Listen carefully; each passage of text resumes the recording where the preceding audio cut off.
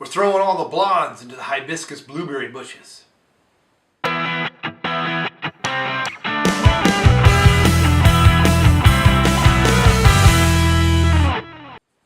Hey, it's Brainmuffin back with a beer review. And we're returning to some Cincinnati beers, and this one's from Mount Carmel. This is an interesting twist on a blonde ale that they've done. They even have some of the beer nerd stuff on the label. This is great. This is a hibiscus blueberry blonde ale. So being a blonde ale, we should expect it to be kind of a yellow to yellow golden in color. But that's, of course, if the hibiscus and the blueberries don't impart any coloring changes on them. So original gravity, that's what the OG stands for, is 1.054, which is actually pretty low. And with an IBUs of 21 and an ABV of 5.5. So I'm guessing it's probably going down to the specific gravity at the end is probably about 1.010 to 1.08, or 1.008, that would be my guess. I could do the calculations there that you can take the specific gravity that you get and what the alcohol is by volume, and you kind of reverse the calculation and you can calculate what the low gravity should have been at the end of it. But that's just my guess. I don't remember all those calculations on my head.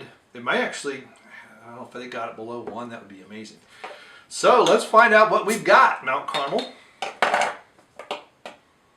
Ooh, very blueberry on the nose, with a hint of something else. I wonder if that's a hibiscus. So the blueberries have imparted a color change. So instead of being a nice golden blonde color, it's kind of a purpley color. Especially when pouring. Now you may not be able to see the purpleness from the camera. There's a slight purple hue even to the head, but it's very slight. You got to kind of see it at an angle. Straight on, it's pretty much white. But there's a hint of blue in there.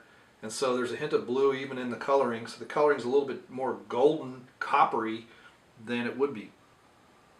Oh yes, and you can definitely smell the hibiscus. Something else. It's almost like an aroma malt. They don't say anything about the malts. But with subtle blueberry cobbler aroma. That's what it is. Because I'm getting kind of a biscuity thing, hints of there, with the blueberries kind of mixing in. So there are malts. There is a biscuit malt. There is an aroma malt to kind of give you more smells of the malt without imparting any real sugars for conversion.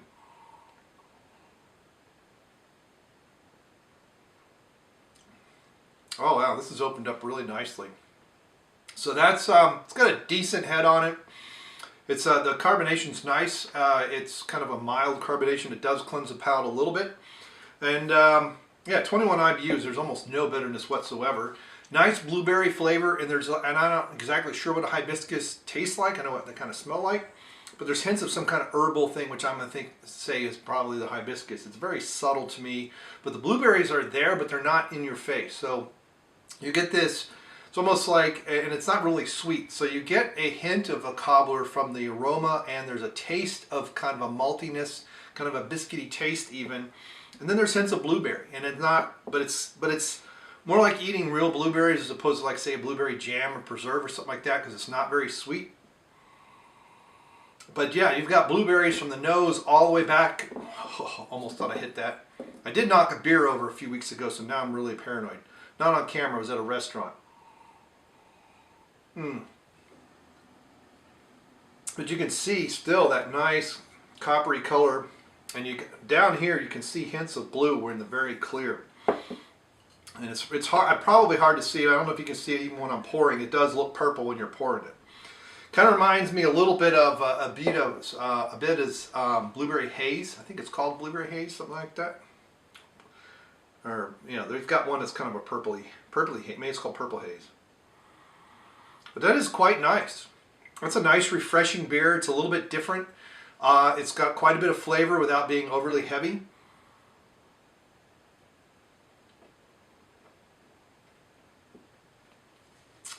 Yeah, finishes nice and clean. It's kind of just a little bit of hint of blueberry. Everything's just kind of hinted.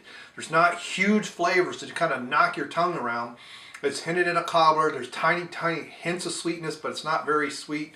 Hints of blueberry and hints of hibiscus. So it's a nice balance. It's a nice, flavorful beer that isn't the center of attention. So it has a good balance of all those ingredients. It's just kind of there.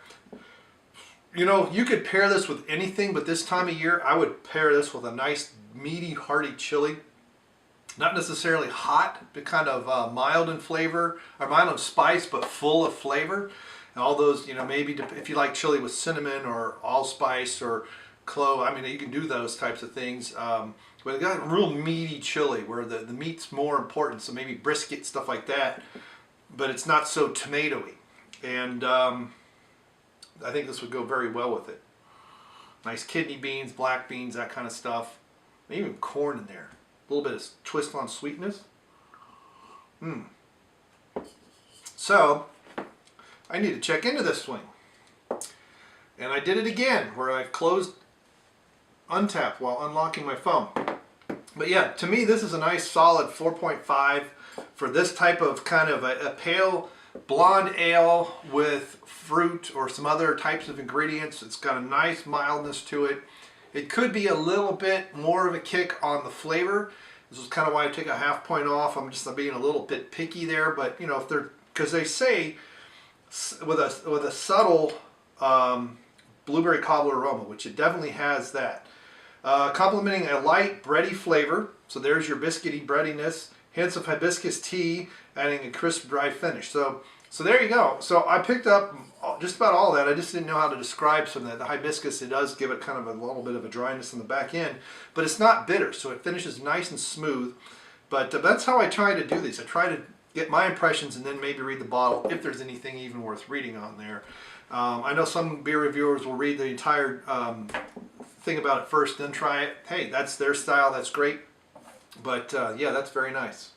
I like the challenge of trying to pick out the flavors. I mean, I've had beer judges get lemon aromas out of some of my pale ales that I can't even detect, and I've made stupid things. So some of it, you know, we'll see.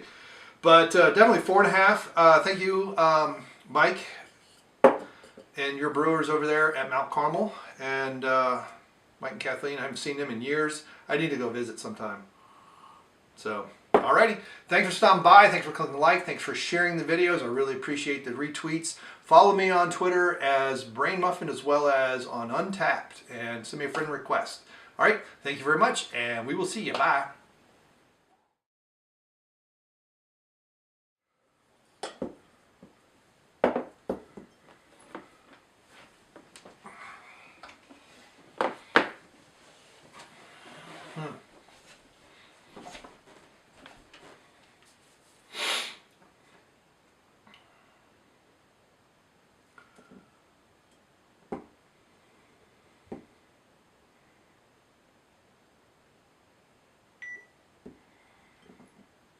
All right, how's it look?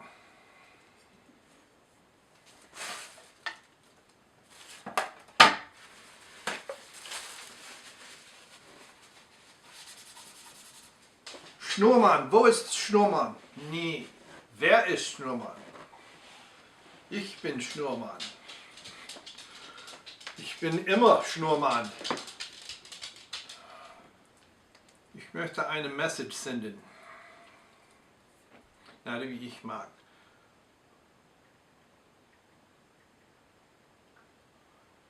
Jeder Tag und was wir wundern, was wir Kunst denn nicht erschaffen. Whatever. Wasting card space, dork. Alright, let's go. I don't know. Hope you like it, Kendo.